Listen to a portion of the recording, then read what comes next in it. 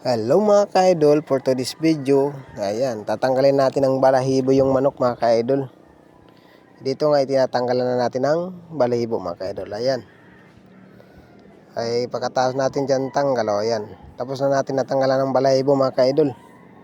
Dito nga atin nalagyan ng asin mga ka-idol, para matanggal yung langsa na tinatawag mga ka-idol. Ayan. Nahaprosan namin ng asin mga ka-idol bago namin kasi yan tatadtarin. Ayan mga ka-idol. Ganito kasi kami maglinis dito sa amin. At dito nga tinatadtad na nga natin o hinihiwa. Ayan. Ayan, hinihiwa na natin dyan mga ka-idol. Ayan. Kasi atin yan gagataan mga ka-idol. Ayan. Ay dito ay tinatadtad natin mga ka-idol. Ayan. Malapit na yan matapos mga ka-idol. Ayan, tapos na natin mahiwa yung manok mga ka-idol. Ayan. Lagyan na natin yung kawali at nilagyan natin ng tubig mga ka-idol. So, ilagay na natin yung karning manok. Ayan. Ayan mga ka-idol. Pinapakita pa natin. Ayan. Lagyan natin yung karning. Ayan mga ka-idol. Lagyan natin ng tanglad mga ka-idol. Ayan. Tsaka sili.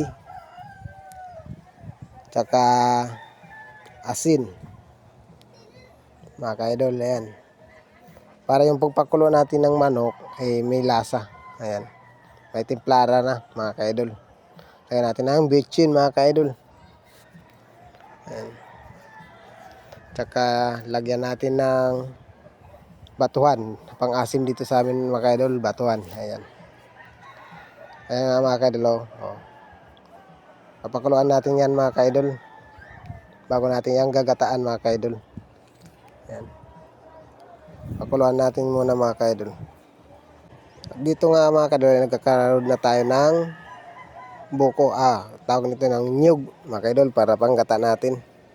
Yan, kinakagod kung sa amin dito tawag, kinakagod ng nyug para gagawin natin gata. Yan mga ka-idol. Dito ay tapos na natin makagod yung lubi or nyug. Dito nga sinasala na natin para lagay na doon sa manok na kumulo. Ayan mga ka-idol. Lagyan natin ng gata. Ayan. Gata mga ka-idol. Kasi ginatang manok ito mga ka-idol natin ginagawin dito dito ngayon mga ka-idol ay tapos na natin ito dito maluto mga ka-idol. Tingnan mo. Tatanggalin na natin yan mga ka-idol. Ayan, masarap yan mga ka-idol. Ginataang manok na mayroong asim, pang-asim, tanglad. Yan.